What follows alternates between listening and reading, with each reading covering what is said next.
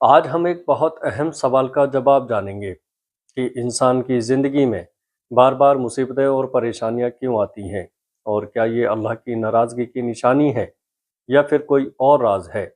سب سے پہلے یہ سمجھ لیجئے گا کہ دنیا کی زندگی امتحان کی جگہ ہے، آرام کی نہیں ہے۔ اللہ تعالیٰ قرآن میں فرماتا ہے، اور ہم تمہیں ضرور آزمائیں گے، تھوڑے ڈر، بھوک، مال اور جانوں کے نقصان سے۔ اس آیت سے صاف پتہ چلتا ہے کہ مصیبت آنا کوئی بری بات نہیں، بلکہ یہ اللہ کا امتحان ہے۔ اب سوال یہ ہے کہ جب کسی انسان پر بار بار مصیبتیں آتی ہیں تو اس کا مطلب کیا ہوتا ہے۔ پہلی بات سمجھیے گا، نمبر ایک، اللہ اپنے بندے کو آزماتا ہے۔ حدیث شریف میں آتا ہے، نبی کریم صلی اللہ تعالیٰ علیہ وسلم نے فرمایا، سب سے زیادہ سخت آزمائشیں نبیوں پر آتی ہیں، پھر نیک لوگوں پر، پھر ان کے بعد ولیوں پر۔ اس کا مطلب یہ ہوا کہ جس پر زیادہ مصیبتیں آ رہی ہیں وہ اللہ کے قریب بھی ہو سکتا ہے۔ اگر آپ کی زندگی میں لگاتار پریشانیاں آ رہی ہیں تو یہ سمجھ لیجئے گا کہ اللہ آپ کو ٹیسٹ کر رہا ہے۔ جیسے اسکول میں اچھے اسٹوڈنٹ کو ہی زیادہ مشکل پیپر دیا جاتا ہے، ویسے ہی اللہ اپنے خاص بندوں کو آزماتا ہے۔ نمبر دو، گناہوں کا کفارہ۔ دوسری اہم بات یہ ہے کہ مصیبتیں ہمارے گناہوں کا کفارہ بنتی ہیں۔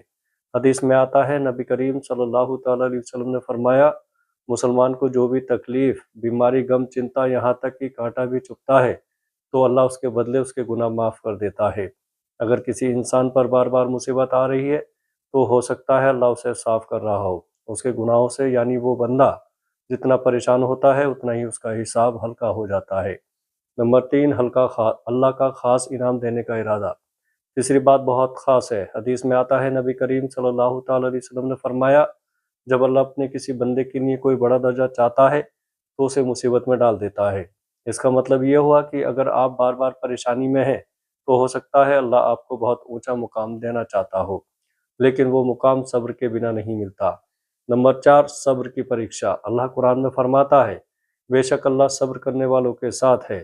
مصیبتیں اس لیے بھی آتی ہیں تاکہ یہ دیکھا جائے کہ انسان صبر کرتا ہے یا نہیں۔ اگر آپ صبر کرتے ہیں تو آپ اللہ کے قریب ہو جاتے ہیں، اور اگر شکایت کرتے ہیں تو نقصان میں چلے جاتے ہیں۔ نمبر پانچ، بندے کو اپنی طرف لانا۔ کئی بار انسان جب آرام میں ہوتا ہے تو اللہ کو بھول جاتا ہے، لیکن جب مصیبت آتی ہے تو وہی انسان سجدے میں گر جاتا ہے۔ اس لیے اللہ اپنے بندے کو واپس اپنی طرف بلانے کے لیے بھی مصیبت دیتا ہے۔ قرآن میں ہے، جب انسان کو تکلیف پہنچتی ہے تو وہ ہمیں پکارتا ہے۔ اس کا مطلب یہ ہوا کہ مصیبت ایک طرح سے اللہ کا بلاوا ہے۔ نمبر چھ، دنیا سے دل ہٹانا۔ اگر انسان کو ہر چیز آسانی سے مل جائے تو وہ دنیا میں ہی کھو جاتا ہے، لیکن جب بار بار پریشانی آتی ہیں تو اسے سمجھ آتا ہے کہ اصلی زندگی آخرت کی ہے۔ اس لیے مصیبت انسان کو ہوش میں لاتی ہے۔ نمبر سات، اللہ کی محبت کی نشانی۔ یہ بہت بڑی بات ہے۔ حدیث میں آتا ہے، نبی صلی اللہ تعالیٰ علیہ وسلم نے فرمایا، جب اللہ کسی قوم سے محبت کرتا ہے تو انہیں آزماتا ہے، یعنی مصیبتیں ہمیشہ سزا نہیں ہوتی بلکہ کئی بار یہ اللہ کی محبت کی نشانی ہوتی ہے۔ اب ایک بہت اہم بات سمجھ لو، ہر مصیبت ایک جیسی نہیں ہوتی۔ کچھ مصیبتیں امتحان ہوتی ہیں، کچھ گناہوں کی سزا ہوتی ہیں، اور کچھ درجہ بڑھانے کے لیے ہوتی ہیں۔ اس لیے ہر پریشانی کو دیکھ کر گھبرانا نہیں چاہیے، بلکہ یہ سوچنا چاہیے کہ اس میں میرے لیے کیا سبق ہے۔ اب آپ کو کیا کرنا چاہیے جب بار بار مصیبتیں آئیں؟ پہلی بات، صبر کرنا۔ دوسری بات، نماز کی پابندی۔ تیسری بات، توبہ اور استغفار۔ چوتھی بات، اللہ سے دعا۔ حدیث میں آتا ہے، دعا مومن کا ہتھیار ہے۔ یاد رکھیے، اگر آپ کی زندگی میں بار بار پریشانیاں آ رہی ہیں تو اس کا مطلب یہ نہیں ہے کہ اللہ آپ سے ناراض ہے، بلکہ ہو سکتا ہے وہ آپ کو اپنے قریب کرنا چاہتا ہو۔ دوستو، گناہوں کی وجہ سے آنے والی مصیبتیں۔ اب ایک ضروری پہلو یہ بھی ہے کہ کچھ مصیبتیں ہمارے اپنے گناہوں کی وجہ سے بھی آتی ہیں۔ اللہ تعالیٰ قرآن میں فرماتا ہے، جو مصیبت تمہیں پہنچتی ہے وہ تمہارے اپنے ہاتھوں کی کمائی کی وجہ سے ہے۔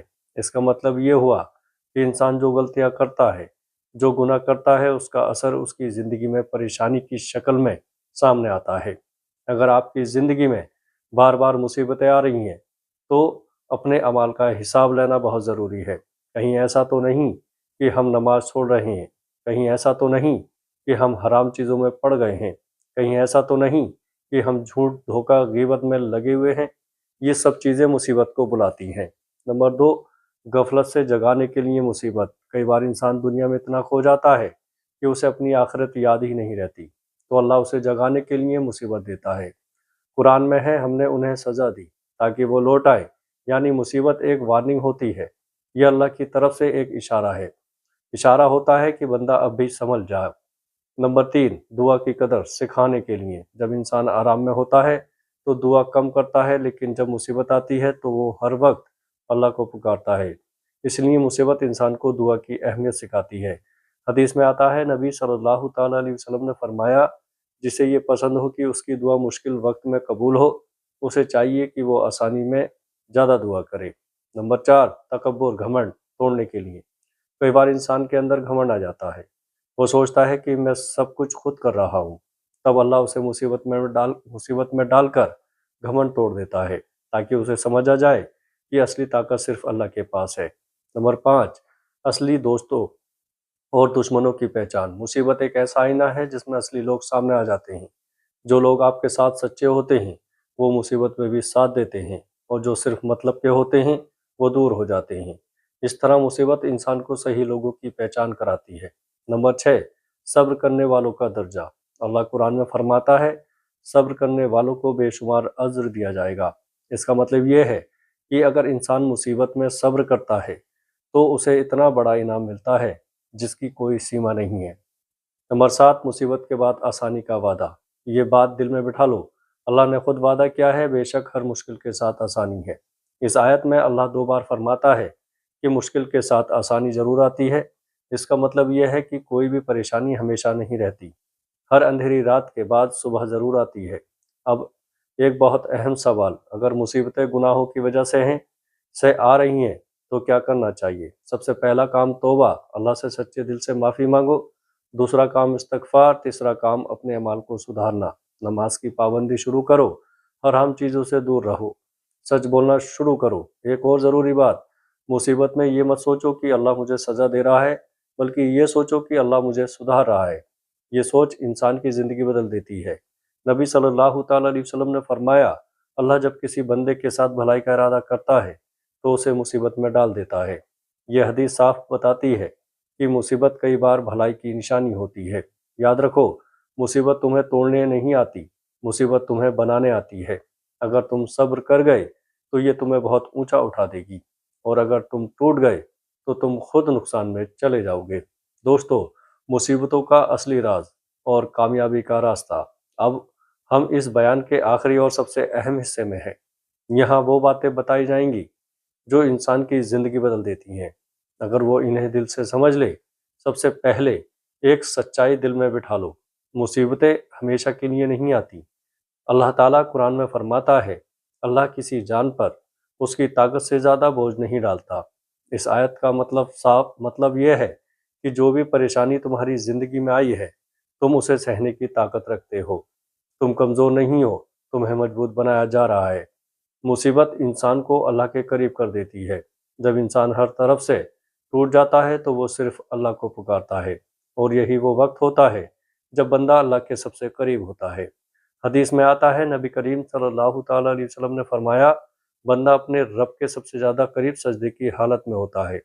इसलिए जब भी परेशानी आए तो सजदा लंबा करो, रोकर दुआ करो। यही वो रास्ता है जिससे हालात बदलते हैं। अल्लाह देर करता है मगर अंधेर नहीं करता। कई लोग कहते हैं कि हम दुआ कर रहे हैं, लेकिन हमारी दुआ कबूल क्यों नहीं हो रही? इसका जवाब हदीस में मिलता है। नबी सल्लल्लाहु ताला अलैहि वसल्लम ने फरमाया, बंदे की दुआ कबूल होती है जब तक वो जल्दबाजी ना करे, यानी अल्लाह सही वक्त पर देता है। हो सकता है जो तुम मांग रहे हो वो अभी तुम्हारे लिए बेहतर ना हो, इसलिए इंतज़ार भी इबादत है। मुसीबत में अल्लाह को याद करना सबसे बड़ी ताकत है। कुरान में है, अल्लाह को याद करो, वो तुम्हें याद करेगा। अगर तुम मुश्किल वक्त में अल्लाह को याद करोगे तो अल्लाह तुम्हारी मदद करेगा। ज़िक्र दिल को सुकून देता है। सच्चा सब्र क्या है? सब्र का मतलब सिर्फ चुप रहना नहीं है। सब्र का मतलब है दिल में अल्लाह से शिकायत ना करना और उम्मीद ना छोड़ना। नबी सल्लल्लाहु ताला अलैहि वसल्लम ने फरमाया, सब्र तो पहले ही झटके पर होता है, यानी जब मुसीबत आए उसी वक्त खुद को संभाल लेना असली सब्र है। मुसीबत के साथ अल्लाह की मदद भी होती है। जान लो कि मदद सब्र के साथ है। इसका मतलब यह है कि अगर तुम सब्र करोगे तो अल्लाह की मदद ज़रूर आएगी। ये अल्लाह का वादा है। आखिरत में मुसीबतों का इनाम। ये दुनिया थोड़े समय की है, लेकिन आखिरत हमेशा की है। हदीस में आता है, नबी सल्लल्लाहु ताला अलैहि वसल्लम ने फरमाया, क़यामत के दिन जिन लोगों पर दुनिया में ज़्यादा मुसीबतें आई थीं, उन्हें इतना बड़ा इनाम दिया जाएगा कि बाकी लोग चाहेंगे कि काश उनकी खाल दुनिया में कैंची से काटी जाती। यह हदीस बताती है कि दुनिया की तकलीफ़ें असल में बहुत बड़ा फ़ायदा है, अगर इंसान सब्र कर ले। अब अमल की बातें। अगर तुम्हारी ज़िंदगी में बार बार मुसीबतें आ रही हैं, तो ये 4 काम तुरंत शुरू कर दो। पहला, हर नमाज की पाबंदी। दूसरा, रोज़ाना कम से कम 100 बार अस्तगफिरुल्लाह। तीसरा, दुरूद शरीफ ज़्यादा से ज़्यादा पढ़ो। चौथा, हर दिन सच्चे दिल से दुआ करो। अब एक बहुत असरदार दुआ, नबी सल्लल्लाहु ताला अलैहि वसल्लम ये दुआ पढ़ते थे, ये अल्लाह मैं तुझसे गम और चिंता गम और चिंता से पनाह मांगता हूँ, कमज़ोरी और आलस से पनाह मांगता हूँ, कायरता और कंजूसी से पनाह मांगता हूँ, कर्ज के बोझ और लोगों के दबाव से पनाह मांगता हूँ। अब आखिरी बात, दिल में उतार लो, अगर तुम्हारी ज़िंदगी में बार बार मुसीबतें आ रही हैं, तो घबराओ मत। हो सकता है अल्लाह तुम्हें गिरा नहीं रहा, बल्कि उठा रहा हो सकता है अल्लाह तुम्हें सज़ा नहीं दे रहा, बल्कि साफ़ कर रहा हो सकता है अल्लाह तुम्हें दूर नहीं कर रहा, बल्कि अपने करीब ला रहा हो। याद रखो, मुसीबत तुम्हारी कहानी का अंत नहीं है, मुसीबत तुम्हारी कामयाबी की शुरुआत है। अस्सलाम वालेकुम वरहमतुल्लाहि वबरकातुहू।